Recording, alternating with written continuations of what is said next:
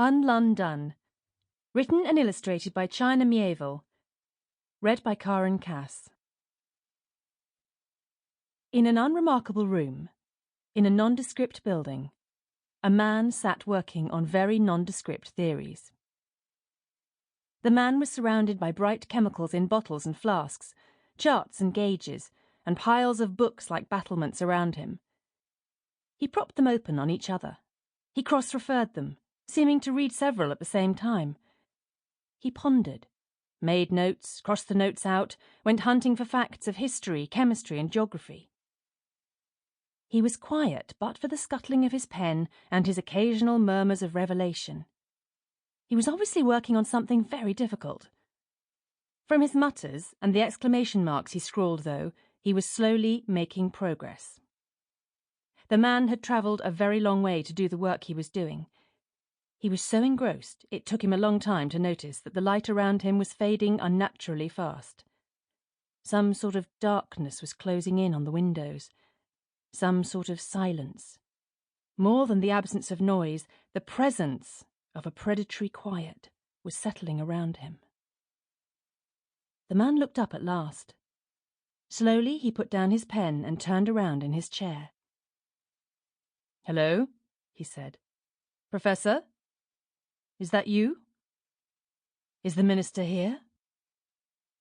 There was no answer. The light from the corridor still faded.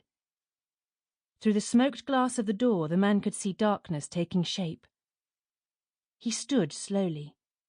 He sniffed, and his eyes widened. Fingers of smoke were wafting under the door, entering the room.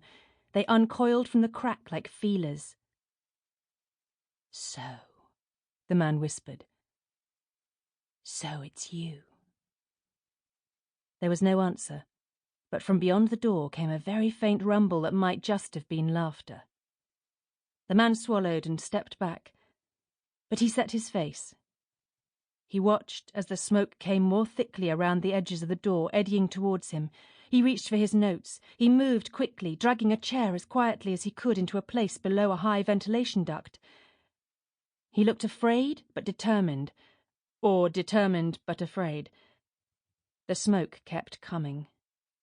Before he had a chance to climb, there was another rumble, laugh, noise. The man faced the door. Part 1. Zanna and Deeba. Chapter 1. The Respectful Fox.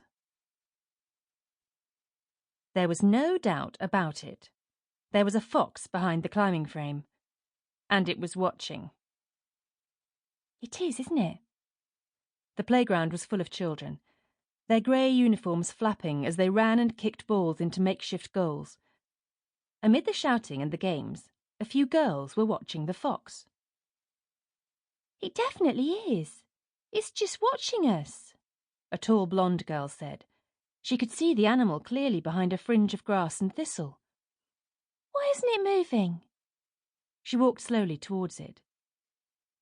At first the friends had thought the animal was a dog and had started ambling towards it while they chatted.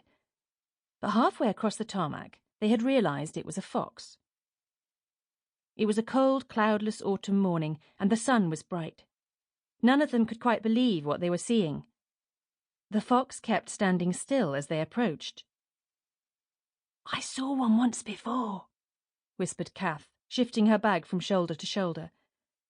"I was with my dad by the canal.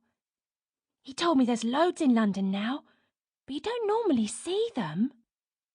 "It should be running," said Keisha anxiously. "I'm staying here. That's got teeth." "All the better to eat you with," said Deeba. "That was a wolf," said Kath. Kath and Keisha held back. Zanna, the blonde girl, slowly approached the fox, with Deeba as usual by her side.